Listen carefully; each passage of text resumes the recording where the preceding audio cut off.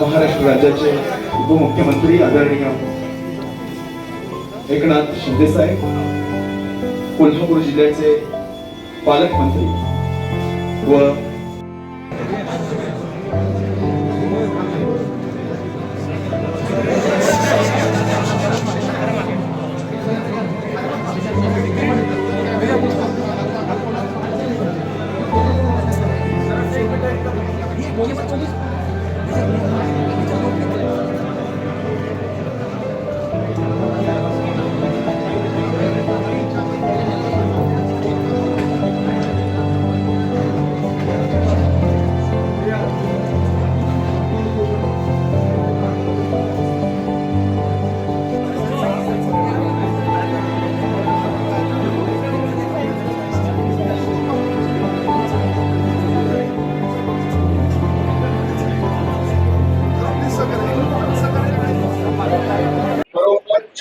Doctor DY. Patil यांचं दुःखद निधन हे अतिशय मनाला वेदना देणार आणि सगळ्यांच्याच मनाला चटका लावून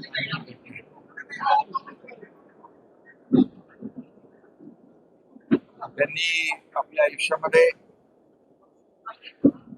शिक्षण क्षेत्रात, सामाजिक क्षेत्रात, वैद्यकीय क्षेत्रात, सहकार क्षेत्रात आणि क्रीडा क्षेत्रात देखील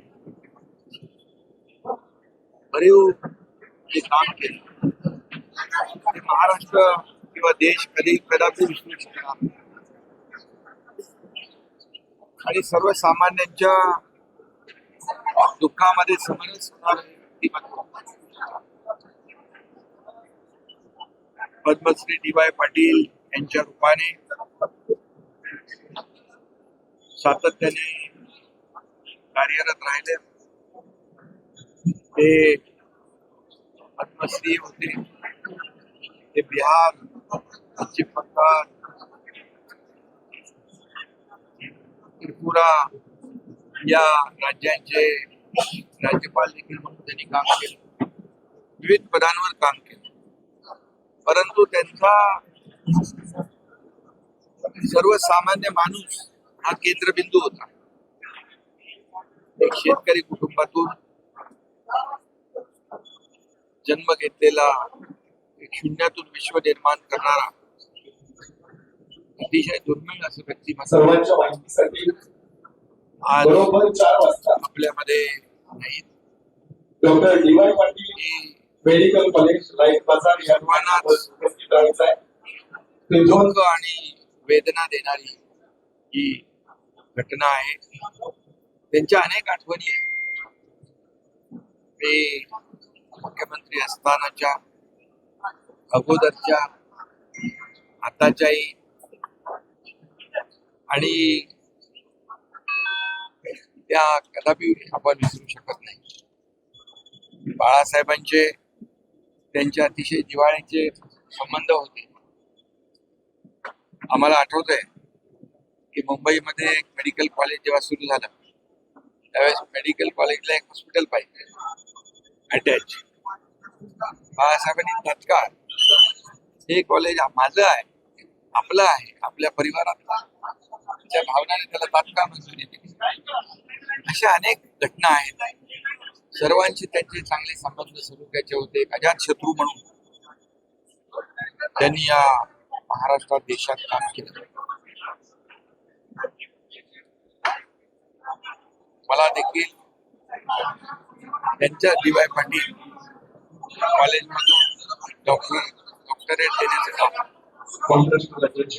त्यांनी केलं हे मी कदापि विसरू शकत नाही. खासदार श्रीकांत शिंदे डॉक्टर झाला, डी.वाय. पाटील हे देखील मला विसरता येणार. आणि म्हणून एक शिक्षण महर्षी आपल्या नाहीत, खऱ्या अर्थाने एक अजात शत्रू लोकनेता हरपलेला आणि ज्ञानाचा महासागर हरपलाय असं म्हटलं तर वावगं ठरणार नाही. सहकार, शिक्षण, क्रीडा, वैद्यकीय क्षेत्रातलं एक दुर्मिळ नेतृत्व हरपलंय. आणि म्हणून मी त्यांना त्यांच्या अनेक आठवणी सोबत आहेत. चर्चा करताना देखील त्यांची मुलं, त्यांचा परिवार याच्याशी चर्चा करणे, ज्या काही आठवणी, भावना त्या ठिकाणी व्यक्त झाल्या. आणि म्हणून सर्वांना, सर्वसामान्य माणसाला मदत करणारा हा असा मोठा नेता, त्याची प्रचिती जी आहे, आज आपण त्यांच्या कामाची आणि कर्तृत्वाची आणि प्रेमाची पोचपावती कालपासून ही अंतिम दर्शनासाठी येणाऱ्या लाखो लोकांच्या उपस्थितीवरून आपण पाहतोय. आणि म्हणून अशी माणसं दुर्मिळ असतात. आपली न भरून येणारी पोकळी त्यांच्या जाण्याने निर्माण झालेली आहे. त्यांचं नेहमी एक वाक्य मला आठवतं, सर्वांना विनंती आहे स्वप्न पाहताना मोठी स्वप्न पहा, आणि परंतु स्वतःच्या फायद्यासाठी नाही, तर सर्वसामान्य लोकांच्या जनतेसाठी, फायद्यासाठी. हे वाक्य त्यांचं फार काही बरंच काही मिळून जातं. आणि म्हणून अशी माणसं फार कमी जन्माला येतात. आणि अशा डी.वाय. पाटील यांच्या माझ्या कुटुंबाच्या वतीने आणि शिवसेना परिवाराच्या वतीने त्यांना भावपूर्ण श्रद्धांजली आहे.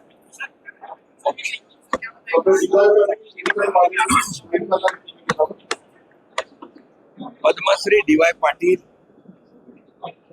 इनका देहांत हुआ है,